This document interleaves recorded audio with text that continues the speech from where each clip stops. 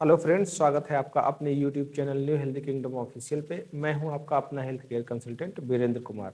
और आज हम जानेंगे कि कफ की बीमारी क्या है, या खांसी की कौन सी बीमारी है, या किस वजह से खांसी होती है, और खांसी की कौन सी दवाइयाँ सबसे बेहतर हैं, या ऐसा मान सकते हैं कि इसका इलाज सबसे बेहतर कौन सा है। तो सबसे पहले बात करते हैं कि खांसी है क्या। खांसी क्या होता है कि वो एक प्रोटेक्टिव रिफ्लक्स होता है, जिसका मेन मकसद यही होता है कि वो जो रेस्पिरेटरी सिक्रीशन है उसको बाहर निकाल दे, या नाक के अंदर या कोई रेस्पिरेटरी ट्रैक्ट पे कोई फॉरेन पार्टिकल है तो उसको बाहर निकाल दे। इस वजह से खांसी होती है। आपको बताते चले कि खांसी दो प्रकार की होती है। पहली होती है प्रोडक्टिव कफ और दूसरी होती है ड्राई कफ। प्रोडक्टिव कफ मतलब जिसमें आप बलगम आता है खांसी के साथ, और एक खांसी होती है जिसमें सिर्फ खांसी होती है, उसमें कोई बलगम नहीं आता है, उसको हम ड्राई खांसी बोलते हैं या ड्राई कफ बोलते हैं।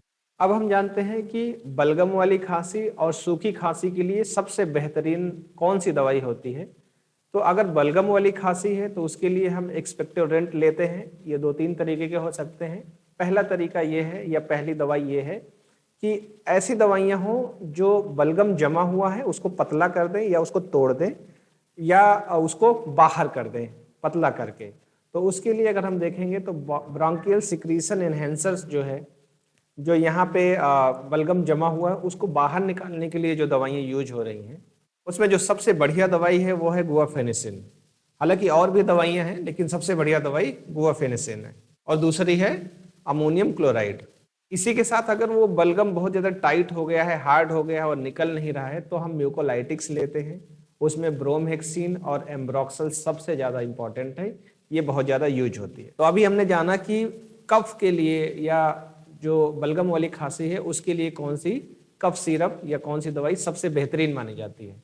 अब हम जानते हैं कि कौन सी दवाइयाँ हैं जो ड्राई कफ के लिए यूज की जाती हैं, जिसको हम एंटीटेसिव भी बोलते हैं, या जो कफ सेंटर को थोड़ा सा सप्रेस करते हैं। उसमें क्या है कि ये जो ड्राई कफ है वो एक तरीके से दिमाग में एक जगह है कफ सेंटर, जहाँ से ये इंड्यूज होती है और हमें लगता है कि गले में कुछ फंसा हुआ है, और हम बार बार उसको कफ करके मतलब खांसी करके निकालना चाहते हैं।